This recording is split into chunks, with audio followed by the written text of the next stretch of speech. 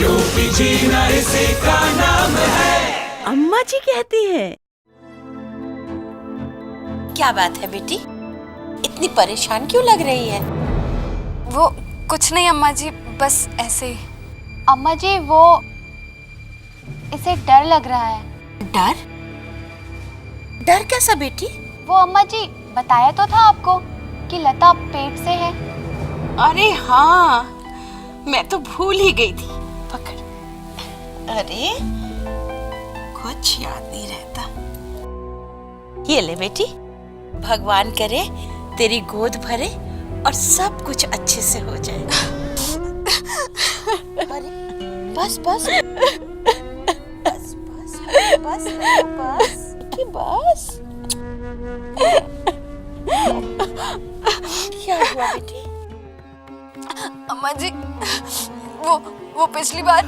बस बस बस लता, मुझे पता है बच्चे के जाने का दुख क्या होता है। इस बार तू मेरी बात मान और सविता बहन जी के पास जा। क्यों? आपको कुछ गड़बड़ लग रही है? नहीं नहीं, कोई गड़बड़ नहीं लग रही मुझे।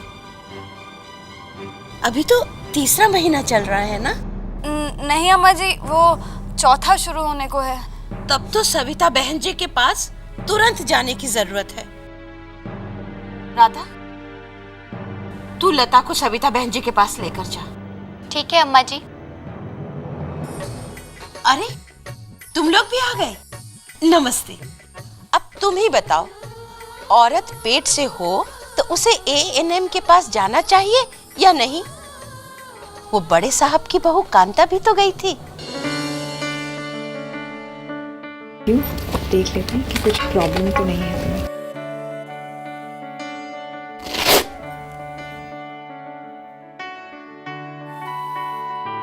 आओ कांता।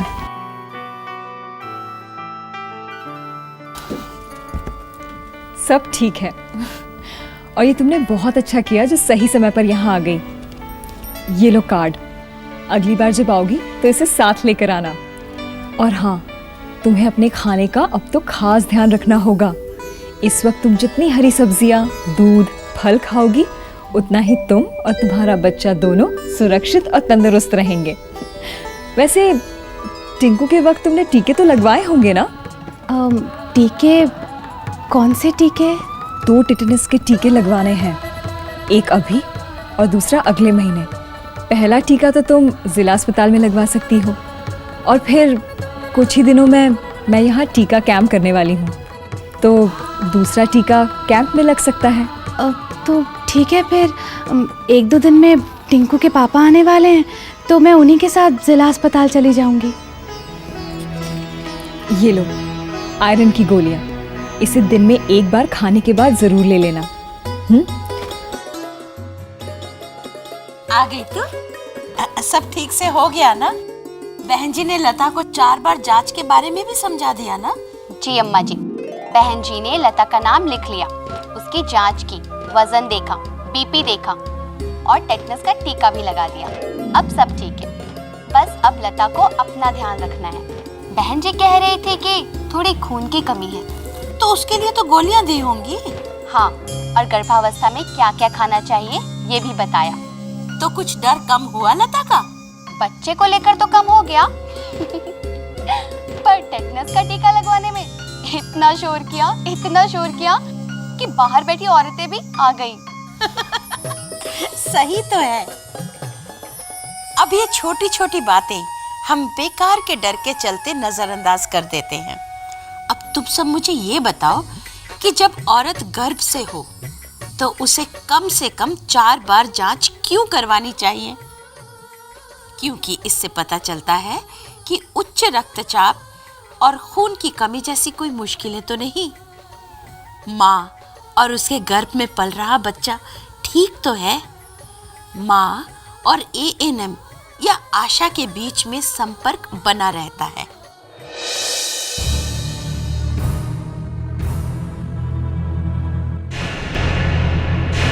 ये क्या सुन रही हूँ मैं? तू लता भाभी को लेकर उप स्वास्थ्य केंद्र गई थी? हाँ, पर हुआ क्या दीदी? मैं पूछती हूँ, जरूरत ही क्या है बहन जी के दर्शन कराने की? मैंने भी तो बच्चे पैदा किए हैं, मैं तो कभी नहीं गई उप स्वास्थ्य केंद्र। देख, मेरे भाई को बच्चों का बड़ा चाव है और इस बार कोई गड़बड़ हुई ना तो समझ लेना तू। गड़बड़? अरे गांव की बहनजियां तो गड़बड़ होने से रोकती हैं। नमस्ते। अरे अम्मा जी। अरे नमस्ते बहन जी। बैठे। बहन जी, ये रजनी आपसे कुछ समझना चाहती थी। हाँ हाँ, पूछिए ना। बहन जी, वो लता की पहली जांच हो गई है और सब कुछ ठीक है। मैं तो पहले ही जानती थी सब ठीक ही होगा, पर जब सब कुछ ठीक ठाक है बहन जी, तो बार बार जांच क्यों? ये तो तुमने बहुत अच्छा सवाल पूछा रजनी। जांच तो इसलिए की जाती है ना ताकि आखिरी समय में कोई मुश्किल ना हो। और फिर तुम खुद ही सोचो, अगर हमें गर्भावस्था के दौरान ही ये पता चल जाए कि बच्चे का विकास ठीक तरह से हो रहा है या नहीं, माँ को कोई तकलीफ तो नहीं है और औरत में खून की कमी नहीं है, तो कितना अच्छा होगा। इसीलिए गर्भ के वक्त से मैं सभी औरतों को ये IFA यानी खून बढ़ाने की गोलियां देती हूँ। मगर बहन जी, तुम जानती हो, हमारे यहाँ अक्सर औरतों में खून की कमी दिखाई देती है, जिसका असर होने वाले बच्चे पर भी पड़ता है। इन गोलियों से उसे ताकत मिलती है, इससे औरत का खून बढ़ता है और माँ और बच्चे दोनों की सेहत ठीक रहती है। तो और कितने दिनों तक खानी होंगी ये गोलियां बहन जी? गर्भावस्था के चौथे महीने से पूरे गर्भ तक कम से कम 100 गोलियां खानी होती हैं। ये लो, कहाँ से लाएगा मेरा भाई इतने पैसे? अरे रजनी, ये तो मुफ्त होती हैं। और फिर जांच करवाना, गोलियां लेना और टीके लगवाना, ये तो बस एक सही शुरुआत है। तो और क्या करना होगा बहन जी? लता का प्रसव डॉक्टर की देखरेख में अस्पताल में ही करवाना। इससे प्रसव भी सुरक्षित होगा और बच्चे के जन्म के बाद लता की जांच भी हो जाएगी। तुम जानती हो, प्रसव के बाद माँ और बच्चे की जांच करवाना बहुत जरूरी है। पिछली बार एक दिन का ही तो था मेरा भतीजा, जब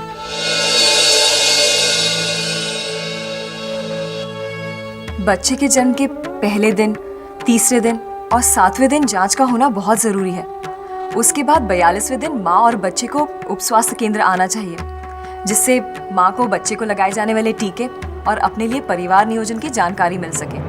कभी ना सुनी ऐसी बातें। नातेदार सुनेंगे तो कहेंगे क्या छुई मुई ब्याह के लाई है अपने भाई के लिए, जो अस्पतालों के चक्कर काटने पड़ते हैं।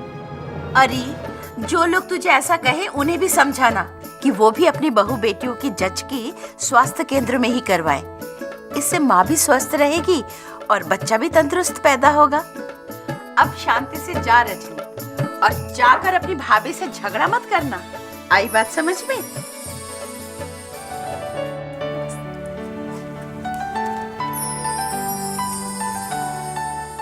पेट से हो तो हिम्मत करके अपने घर वालों से बात करो।